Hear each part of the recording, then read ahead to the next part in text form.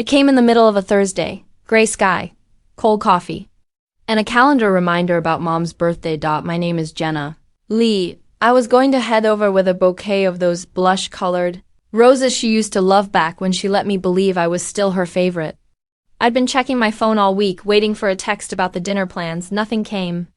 So I asked Dad, casual as I could manage, "Hey, just wondering what time tonight?" A full hour passed before he replied. No emoji, no warmth. Just A sentence that punched me in the chest.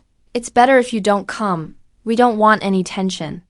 Tension? I reread it 3 times, like maybe I'd misunderstood. Like maybe he'd accidentally sent that to the wrong daughter, but it was for me.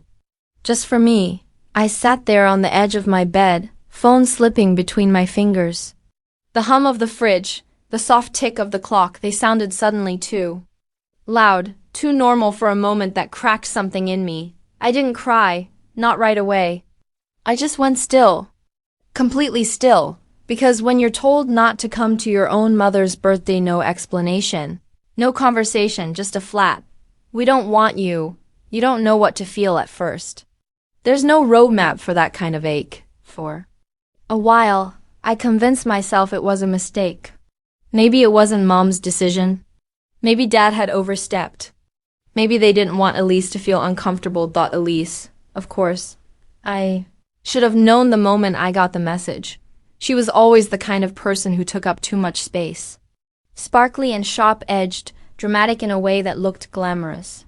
From the outside, people forgave her for a lot because she laughed loud and dressed well and said things like, "I'm just being honest," when she was being cruel. She and I weren't enemies, not exactly. But we weren't close either. Not anymore. We drifted in that quiet, passive way that families sometimes do when the air fills with unspoken things. And then came last year, when Mom got sick, and I moved back home. I'd taken unpaid leave, packed a suitcase with the basics, and spent months folding sheets, scrubbing sinks, sitting in waiting rooms with trembling hands while Elise couldn't get away from the city. She sent flowers once. They wilted in the hallway because she forgot to include a vase. I was the one who fed Mom soup and helped her change and stayed up to Google medications in the middle of the night. I cleaned up vomit without flinching. Learned how to drive in the snow again because Mom needed rides to chemo, and I never asked for anything, not even thanks, because that's what you do when someone you love is falling apart. You stay, you step in. You give everything without keeping score. But then she got better, and something in the house shifted. The light came back. But it didn't land on me. Mom started FaceTiming Elise more often, giggling like a teenager with a crush. Elise visited one weekend and left her designer sunglasses on the counter like a flag. Dad made her pancakes. Mom laughed at all her stories. They started talking over me in the kitchen, forgetting I was there, not out of malice, just as if I'd been absorbed into the furniture. And then today, the message. The final nail in the coffin. I don't know what I expected. Maybe an invitation that came late. A call full of apologies. But that night, I watched the clock tick past 7 p.m., 8 p.m., 9 p.m. on Instagram. Elise posted a photo. Mom smiling. Dad holding up a glass of wine. A round cake glowing with candles. Caption: "Happy birthday to the Queen herself." I stared at it until the screen blurred. I didn't like it. Didn't comment. I just closed the app and sat there in the dark. My chest ached, not in a dramatic heart attack way. More like a quiet breaking. The kind of pain that doesn't demand attention but stays long after everyone's moved on. I didn't understand how I became the one they didn't want around. The one they could cut off without warning. No screaming match. No slammed doors. Just a text. And all I could think was, what did I do that was so wrong? I wasn't born loud. I wasn't the kind of child who demanded the spotlight or threw tantrums. In grocery stores, I was the quiet one.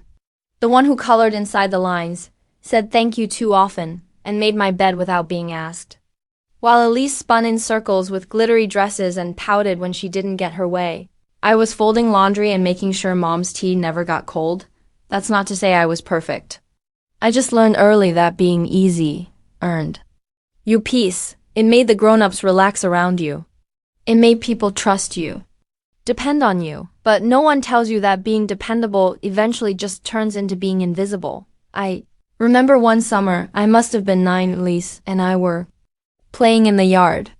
She broke Mom's favorite ceramic planter chasing a butterfly and ran inside crying before I could even react. By the time I got to the kitchen, Elise was already in Mom's lap, hiccuping apologies and blaming the wind. I tried to explain what happened, but Mom just shushed me gently and said, "Let's not make a big deal, sweetie."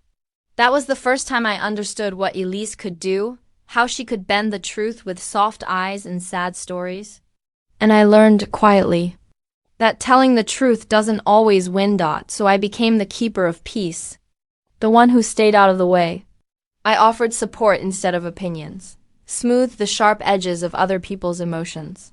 I got good at it, at disappearing without anyone asking me to. In high school, Elise would steal my clothes and return them stained or torn, and I'd just fold them back into my drawer like they never mattered.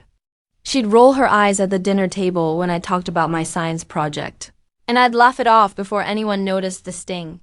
When she dated someone who flirted with me at a party, I told no one. I just left early and walked home, in heels that blistered my feet, but no matter how quietly I swallowed those things, I felt them settle inside me like tiny stones collecting in my gut. Still, I kept showing up. When Elise was on academic probation in college, it was me who edited her essays late at night. When Mom had that surgery a few years ago, I took time off work to drive her. Elise sent a fruit basket. I always told myself I was doing it for them, for the family, for love. And maybe I was, but a small part of me, part one never admitted out loud, was hoping that if I just kept being good, I'd eventually be seen. That one day someone would look up and say, "She held us together." That moment never came. Instead, I became their wallpaper, pretty silent, easy to ignore, and it was easy to pretend everything was fine, while I had my own apartment, my own life carved out in the city. I could keep enough distance to pretend the dynamics hadn't calcified. I told myself family was complicated, that all families had favorites and bruises that healed under the skin. But when Mom got sick, the distance collapsed. She called me in a whisper, her voice thin and full of something that scared me. I didn't hesitate. I packed a bag that night, told my boss I'd be working remotely. And I went back to that house, the one filled with memories that pressed like fingers to my throat. I made it my world again. Doctor's appointments, medication schedules, nutrition charts taped to the fridge. I slept in the guest room, the one Elise used to complain was too drafty. I scrubbed the bathroom tiles on my knees while Mom napped. I stayed up researching side effects when she couldn't sleep. Elise sent texts now and then. "How's she doing?" Once she posted a black and white photo of her and Mom from years ago with a sad caption and a heart emoji. I saw it while spoon-feeding Mom plain yogurt because everything else made her nauseous. Mom saw it too. "She really loves me," she said softly, smiling at her phone. Even when she can't be here. I just nodded, said nothing. The spoon didn't tremble in my hand, but something cracked quietly inside. Even then, I didn't want to believe I was being erased. I just thought maybe I was the strong one, the reliable one, the one they didn't have to worry about because I'd always be there. But now, after that message, after being told not to come, I'm starting to wonder if being the quiet one only taught them how to live without hearing me, and maybe they liked it that way. They say you never forget the way a hospital smells. It's true. Even now, I can smell it if I sit still long enough. Bleach, metal, that strange, sterile chill that somehow settles in your bones, like the air itself is waiting for bad news. The first chemo day was the worst. Mom was quiet in the car, her hands clenched around a paper folder full of test results. Her rings rattled against each other when we hit a bump. I was driving too fast, then too slow, then too fast again. I didn't know how to do anything right that morning. The GPS told me the route twice, and I still missed a turn, but I smiled anyway. Made stupid small talk. Pretended like we were heading to brunch, not poison. She didn't smile back. When we got there, she turned to me before walking in and said, "Don't hover." I nodded, bit the inside of my cheek. Then I walked her inside and hovered anyway. The months that followed blurred together. Chemo cycles, blood tests, port cleanings. Nausea that came in waves and crashed over both of us. I made a calendar on the fridge with color-coded sticky notes. I prepped low-sodium meals, cleaned out the pantry, took out the trash more times than I could count. At night, I slept with one ear open in case she called out. She rarely did. But I still stayed half awake, listening to the creak of the hallway, the sound of her coughing, the soft shuffle of slippers on tile. Fear makes you hyper-aware. It sharpens everything. I stopped wearing makeup. My roots grew out. I started forgetting to eat. Elise texted once, "How's everything going?" And then added a second message. "Do you think I should go brunette?" I didn't answer. She came to visit once, stayed 2 hours. Wore perfume so strong it made Mom gag. She brought macarons and an expensive blanket she ordered online. She left with a photo of herself holding Mom's hand, which she posted later with a broken heart emoji and a prayer hands gif. It got over 300 likes. I scrubbed vomit off the bathroom tiles that night and cried quietly into a towel. But I stayed. That's what people don't understand about caregiving.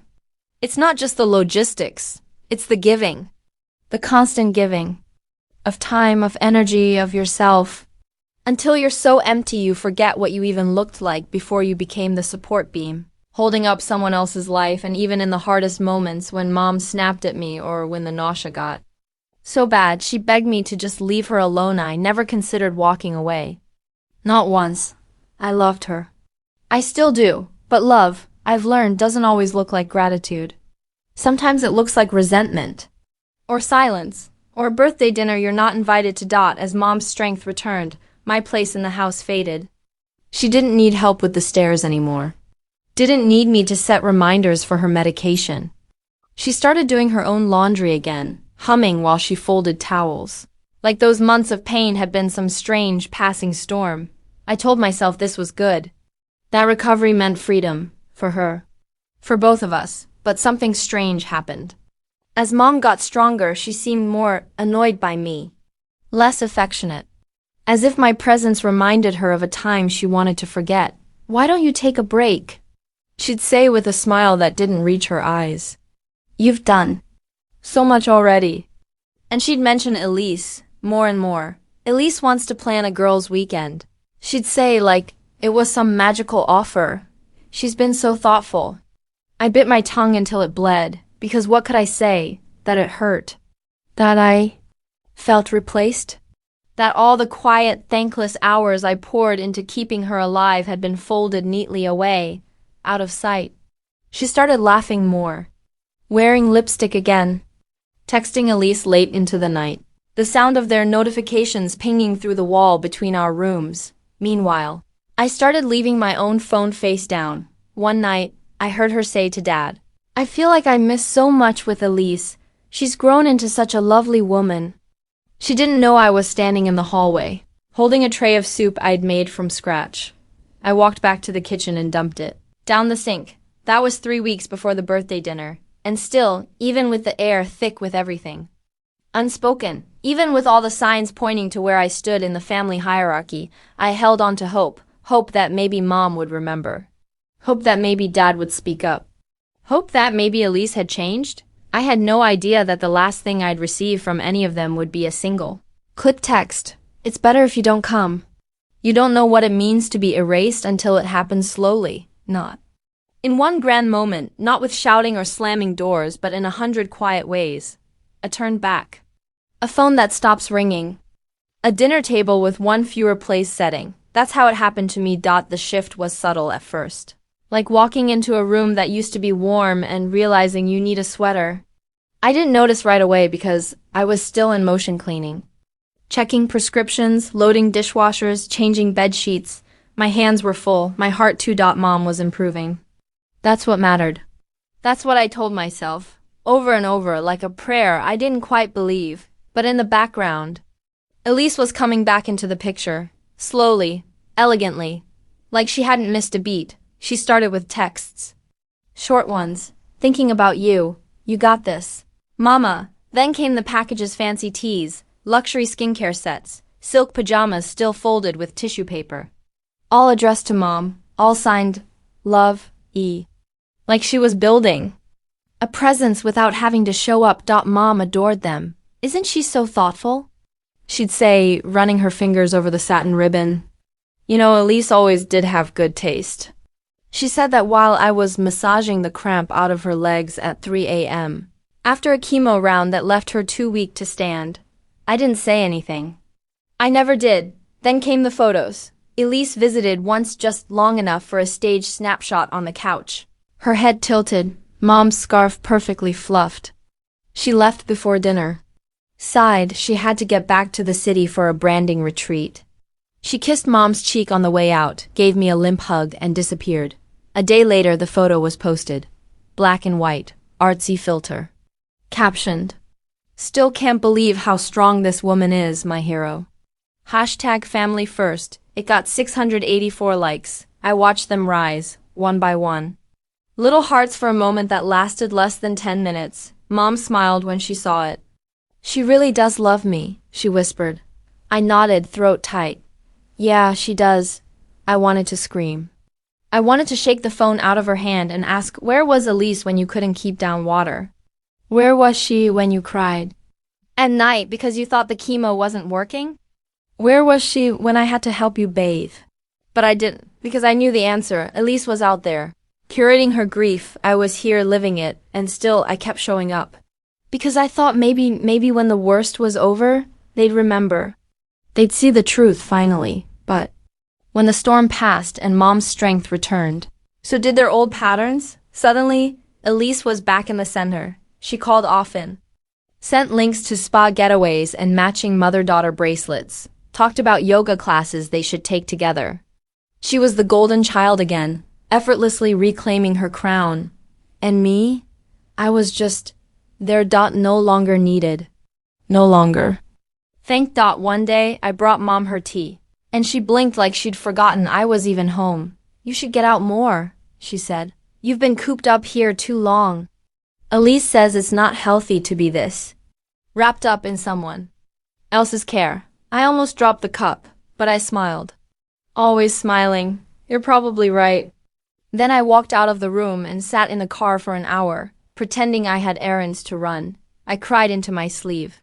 Not loud sobs, just quiet tears. The kind that burn, because that's the moment I knew I had been erased, not angrily, not maliciously. Just replaced by a shinier version of love.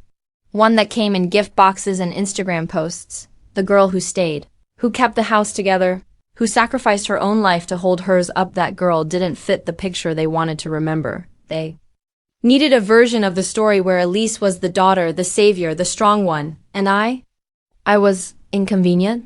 I was too close to the truth. I was the reminder that love isn't always pretty.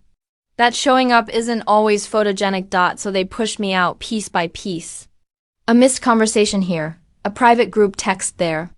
Birthday plans whispered over the phone, never mentioned in front of me. Until finally, the message arrived. "It's better if you don't come." A neat, quiet punctuation mark at the end of my usefulness. That night, I watched the clock while they laughed over wine at a restaurant I wasn't invited to. Elise posted a boomerang of Mom blowing out the candles, their faces lit by cake and approval. And me? I sat in silence, staring at a blank dinner plate, wondering how I became the ghost in my own family, the morning after they celebrated without me. I woke up to a room that felt unfamiliar. I hadn't moved. Same bed, same window, same pile of books by the nightstand. But something in the air had shifted, like a door that had been open for too long had finally closed. It was quiet. Not peaceful quiet, empty quiet. The kind that echoes. I lay there, staring at the ceiling, replaying that message in my head. "It's better if you don't come." Again, and again. And again I checked my phone even though I already knew. There'd be nothing, no follow-up, no apology. Not even a "hope you're okay." They were probably still asleep, full from red wine and overpriced dessert. Elise would have offered to split the bill and then let Dad cover it. Mom would have smiled and said how lovely the night was. And I would have done what I always do. Sat quietly, said thank you. Smiled even as something inside me wilted. But not this time because something had broken. Or maybe something had finally snapped back into place. I sat up slowly, like I was waking from more than just sleep. My body ached. Too many nights, curled into myself. Too many days pretending I didn't notice how little I was needed today. I had somewhere to be. It was a presentation I'd been prepping for weeks. A pitch to a major real estate client. High stakes, big names. A chance to land a partnership that could shift everything. When my boss told me they'd asked specifically for a Jenna Leigh, I thought it was a mistake. But he said no, they asked for you. By name. That name. The one that didn't make the dinner guest list. Funny, isn't it? How the world can sometimes see you clearer than your own blood. I got up and made coffee. Strong. No sugar. Then I showered hot and scalding like I needed to burn off the layer of grief clinging to my skin. I watched the steam rise and tried to imagine it carrying away the heaviness in my chest. I dried my hair slowly. Straightened it piece by piece like I was ironing out every wrinkle they left in me. Then came the clothes. I stood in front of my closet for a long time. My hand went instinctively to the soft, safe things. Sweaters I could disappear into. Neutral tones. Quiet fabrics, but not today. Today. I needed edges. Structure. Presence. I picked a navy blazer, sharp-shouldered, gold buttons. Paired it with black slacks that hugged just enough. Heels that clicked when I walked, not the comfortable ones, the commanding ones. I looked at myself in the mirror. Hair sleek. Jaw set. Eyes tired but steady. I didn't look like the girl they forgot. I looked like the woman they underestimated, and I realized something right there, staring into my own reflection. I wasn't dressing for them anymore. I was dressing for the version of me that refused to stay small. I walked out the door without checking my phone.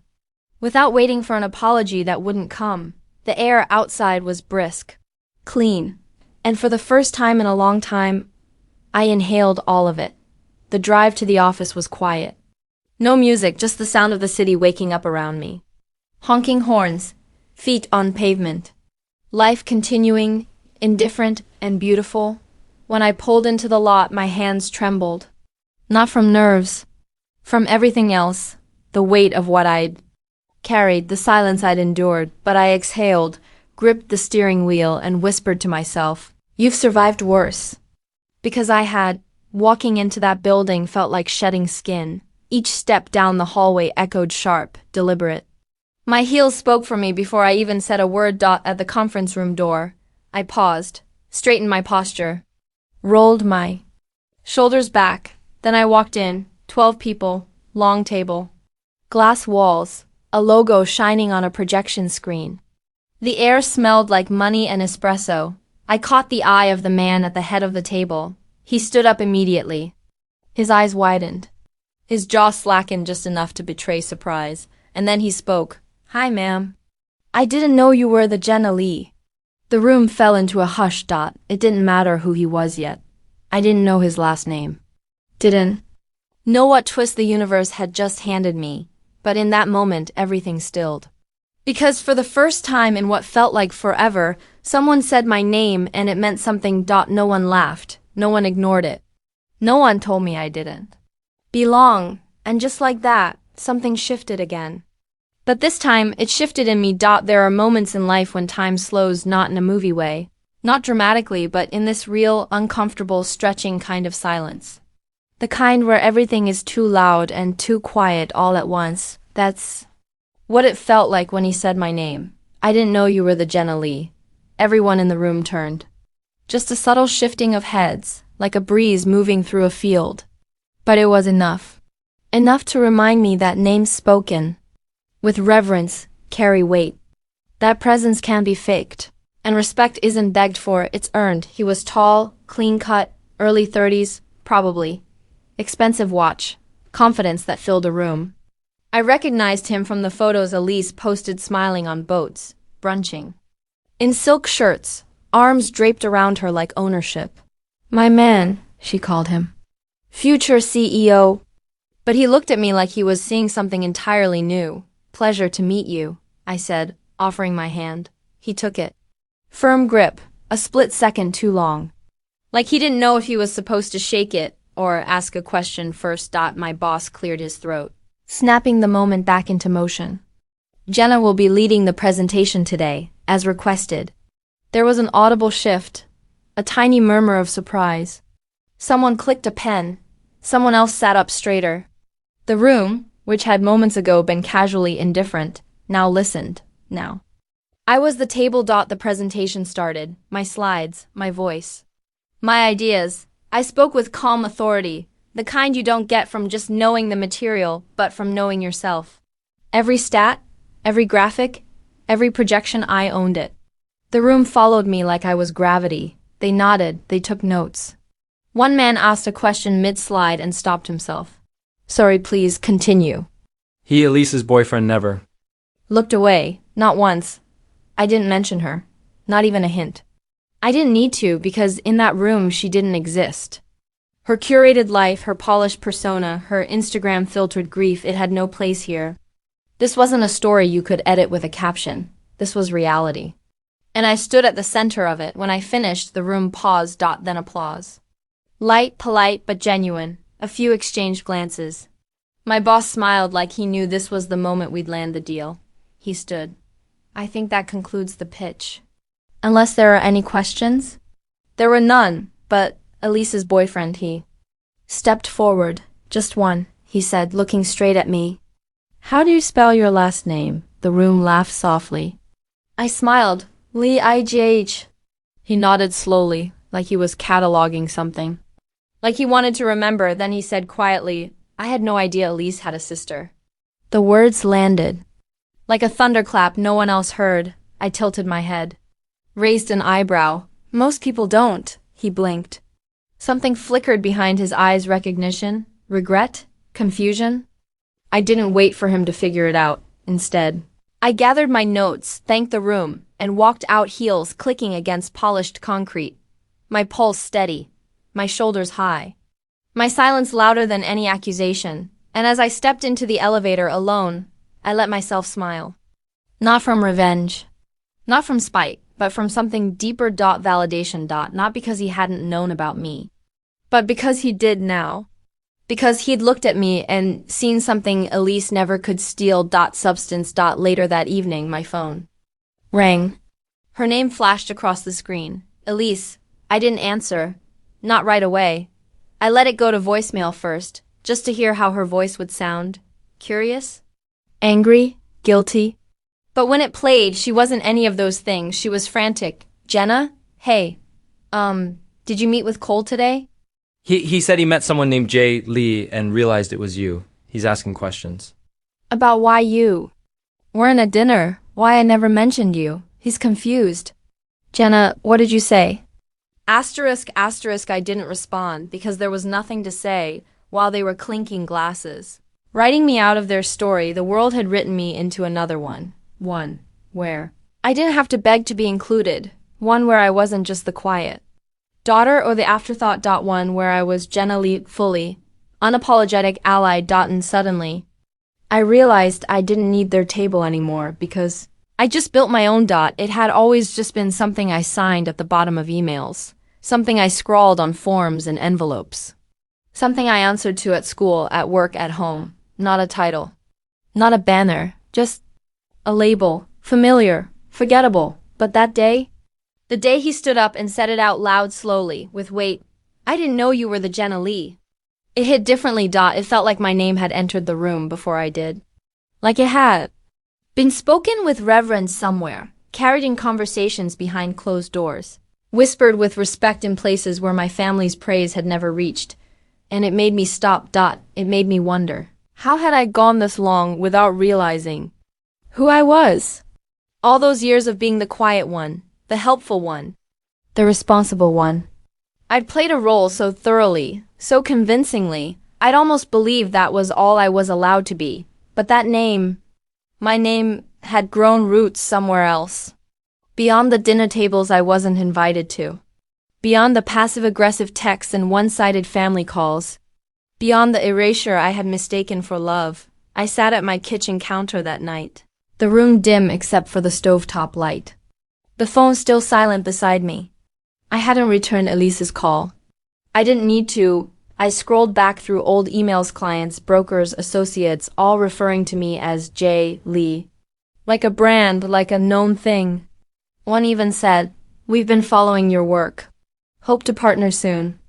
It stunned me, because for so long I had been made to feel like I was too quiet, too careful, too boring.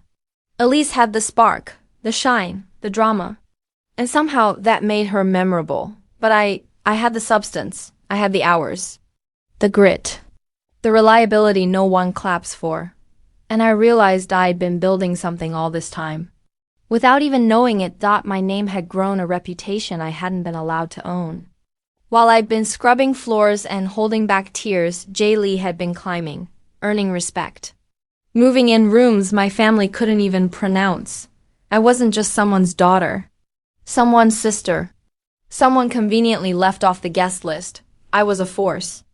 I was a name that made people pause, and it made me grieve a little, because they'd never see it. They never wanted to them.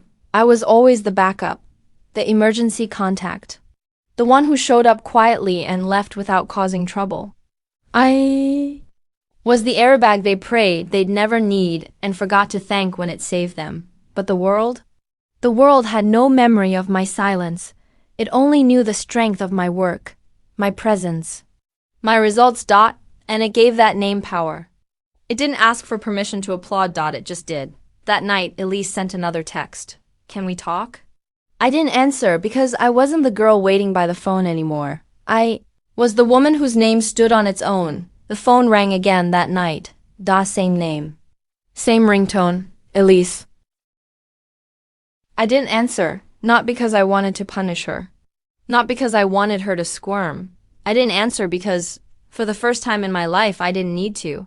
I watched the screen light up, her name glowing in the dark of my living room, and felt nothing. No heat, no trembling hands. No need to justify, explain, or defend. Just quiet. Clean. Uncluttered quiet. She left a voicemail. Her voice was high and thin. Breathless in a way she usually saved for gym selfies or champagne. Toasts. Jenna? Hey, listen, I just got off the phone with Cole. He met you today? At the pitch thing? I didn't realize it was the same meeting. He called me afterward and he was, different. I don't know what you said to him, but he's asking a lot of questions. She exhaled sharply, like the weight of her image was beginning to press in. He didn't even know I had a sister. That's what he said. Jenna, he said that. That he didn't even know. And now he's wondering why you weren't at dinner. He's saying it's weird that we don't talk more. He keeps asking things I don't know how to answer. What the hell did you tell him? Silence on the recording. A beat too long. Then her voice dropped. You didn't say anything, did you? Please tell me you didn't tell him about, everything. Everything. She didn't mean the birthday dinner. She meant the truth. She meant the parts she'd spent years editing out of her story. The sister who stayed. The sister who sacrificed. The sister who never made it into the Instagram posts. I deleted the voicemail. Then I turned off the ringer and put the phone face down on the table. Not in anger. Not as some power move, just clarity, because I could hear the edge in her voice, the panic, the beginning unraveling of a story she thought she controlled. And for once, I wasn't part of the cleanup crew. It was never about vengeance.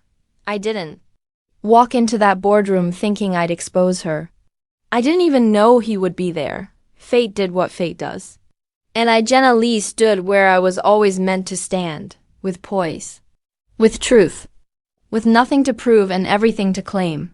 Elise's panic wasn't just about Cole. It was about losing the version of herself she'd curated, one where she was the center, the star, the only daughter worth naming, but the world didn't bend to that version anymore, not after today, and I realized my silence was saying more than any confrontation ever could, because I didn't need her to confess. I didn't need her to feel sorry. I didn't need her to acknowledge the pain I'd swallowed for years like medicine. I was never prescribed. I didn't need anything from her. I already had it.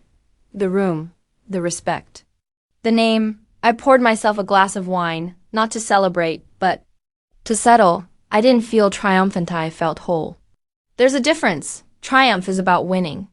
Wholeness is about being done needing to. She'd always been loud. Big feelings, big gestures. Big apologies followed by more mistakes. But me? I'd always been quiet. And it was my quiet that saved me. Not silence from fear. Silence from freedom. So. When the phone buzzed again, another message, then another I didn't even check. I just turned off the lights and let the dark wrap around me like a warm, earned exhale, because I knew something Elise didn't. The truth doesn't need to shout, it just needs to stand. And I was already standing. There's something strange about the kind of loneliness that follows being left out on purpose. It isn't just the absence of company. It's the awareness of being chosen for that absence. Like someone looked at the table, looked at your name, and still decided to set the plates without you. I thought the ache would linger. I thought I'd keep returning to that message, dissecting it until I could rewrite the meaning into something softer. Something I could live with. It's better if you don't come. But I haven't reread it in days. I don't need to anymore, because what I've realized, what I've finally allowed myself to feel is this. I was never truly at their table to begin with. Not really. Even when I was there, I wasn't seated fully. I was perched on the edge, careful not to take up too much space. Careful not to upset anyone. Smiling through Elise's jabs, holding conversations like tight ropes, contributing without ever being centered. I brought side dishes, cleaned the plates, refilled the wine, but I was never asked how I was doing. No one noticed when I skipped dessert. No one asked why I stopped talking halfway through dinner. No one remembered my birthday, the year I spent taking Mom to radiation. That table, the one I fought to stay at, was always built for someone else's comfort. And that night, while they laughed and toasted and filled their feed with filtered joy, I stepped into a boardroom where my name opened doors, where my voice was heard, where my story wasn't rewritten, it was honored. And I understood something. Maybe for the first time in my life, being left out of one table gave me space to build my own, a bigger table. One without whispering, without careful seating charts, without people who only see your value when it's convenient. A table where respect isn't rationed. Where love isn't conditional on silence. Where showing up with tired eyes and clean hands is enough. I've started to think about all the times I made myself small to fit into a space that didn't deserve me. All the times I let my voice catch in my throat because I didn't want to be too much. All the moments I bit back truth in the name of keeping the peace. And I wonder, what could I have done with all that space I surrendered? Who could I have been if I hadn't spent so long trying to be digestible? But even that thought doesn't haunt me anymore. Because I'm not late. I'm right on time. The world didn't miss me. It was waiting for me. I can feel it now in the invitations piling up in my inbox. In the way people speak when they say Jenna Leigh. In the way I walk into a room and no longer question whether I belong there. I do. Not because someone finally said so. But because I said so. I've stopped explaining myself to people who never really listened. I've stopped waiting for someone to pull out a chair for me. Now I bring my own. And it's funny. The more I step into this version of myself, the more I see how small their table really was. It looked big when I was kneeling beside it. It looked powerful when I was desperate for their crumbs. But now I see it clearly. Polished but hollow, loud but empty. A table set with performance but missing nourishment. They set that table without me. And somewhere in doing so, they taught me how to find the one that was already waiting. The one built on truth, on merit, on resilience. The one I never had to shrink to sit at. Now I speak. I take up space. I let my laughter be loud and my presence be felt. And I don't look back, because while they planned dinners without me, the world was setting a bigger table for me. There's something sacred about not needing to be heard anymore. Not because you've given up, but because you finally said everything that needed saying, if only to yourself. It was a Sunday when I finally turned my phone off for good. Not forever, just long enough to breathe without interruption. The screen had become a haunted space. Missed calls. Messages I didn't want to open. Ghosts of a family trying to rewrite a story I was no longer in. I left it on the knitstand, grabbed a blanket, and stepped out onto the balcony. The city stretched out beneath me. Lights blinking like tiny stars, horns in the distance. The soft thrum of life humming under it all. It was loud, yes, but beautifully indifferent. No one here cared what my sister posted. No one was gossiping about a birthday dinner. No one was whispering my name with confusion or pity. Out here, I could just be. I'd pulled the blanket tighter around my shoulders and stared at the skyline, wondering if they were thinking about me now. If Mom had questions, if Dad felt the silence more than he let on. If Elise was still trying to explain the parts off she'd spent years pretending didn't exist. I used to crave answers. I used to replay conversations that never happened, scenes in my mind where someone finally looked at me and said, "I'm sorry. We were wrong. You mattered." But not anymore. That hunger, the one that twisted my gut every time I was left out, overlooked, dismissed, it was gone. Not numbed. Not buried. Gone. As if my body had finally rejected it like a poison that had overstayed its welcome. I didn't need to be invited anymore, because I'd found something far better than their validation. I had peace, not the kind that Comey's wrapped in forgiveness and resolution. Not the storybook ending where everyone hugs at a family gathering and makes up over mashed potatoes. No. This peace was earned. It came from knowing who I was when no one was watching. It came from holding a woman's hand through chemo when no one thanked me. From folding towels in silence. From walking into boardrooms and owning them. From choosing dignity over drama. Clarity over chaos. It came from surviving the kind of heartbreak that doesn't explode, but erodes little by little until you wake up one day and realize you've built a fortress where the cracks used to be. The doorbell rang once. I didn't move. Maybe it was Elise. Maybe it was no one. It didn't matter. The urge to explain myself, to let them in, gone, because this moment, this air, this freedom, it was mine. No place cards. No performative speeches. No trying to fit into a chair they only ever pulled out halfway. I was done asking to belong. Instead, I stood on my own balcony, barefoot and still, sipping tea that had long gone cold, and knew this was closure. No confrontation. No final showdown, just release. Let them wonder. Let them tell their version. Let them live in the comfort of forgetting. I remember who I became in their absence.